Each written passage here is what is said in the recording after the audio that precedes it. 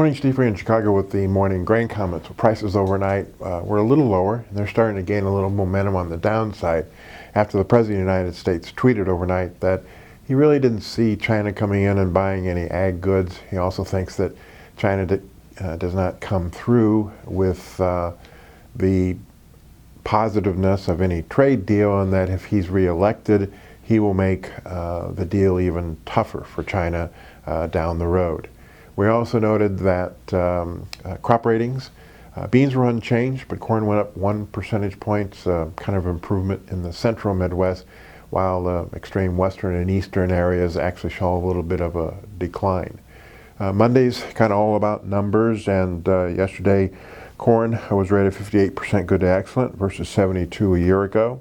Beans rated about 54% good to excellent versus 70 a year ago. And so you have a lot of people saying that the numbers eventually will come down as far as crop production is concerned, whether it's less acres or maybe less yield. The problem is that people are starting to point out that the USDA methodology may be old, and that they haven't come up with the changing times. Some people say that some private groups that have satellite imagery, looking at data that shows acres less, maybe yield potential less than what the USDA is using. So the bad news is that the market trades the USDA numbers.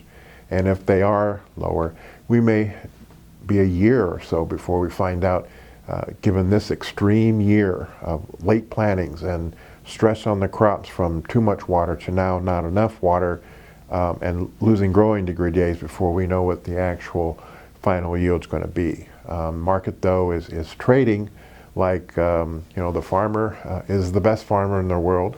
You can't bet against them in growing a good crop, and that the USDA numbers just do not suggest that prices should go higher.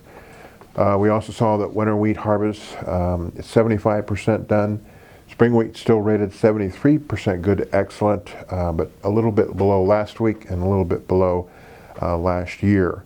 U.S. weather forecasts, below average temps over the next 10 days with less than average rainfall. A weak front could move across the Midwest Tuesday and Wednesday, but looks to provide only a half inch over 65% of the area. 11 to 16-day outlook has both the European and American model back in agreement, with a northwest flow that provides ridging in the west, while average to below average precip and below average temps for much of the Midwest. So the average temps, maybe below average temps, is going to help reduce stress, but the lack of rainfall may not give the crop what it needs to finish out on a high note. Funds yesterday, buyers of 5,000 wheat, 9,000 corn, and 5,000 beans. There we say that they're long about 20 wheat, 135 corn, short about 30 beans. There was an interesting report out of South America yesterday. The Brazil ministry suggested that over the next decade, their soybean production is going to go up 33% to 152 million metric tons.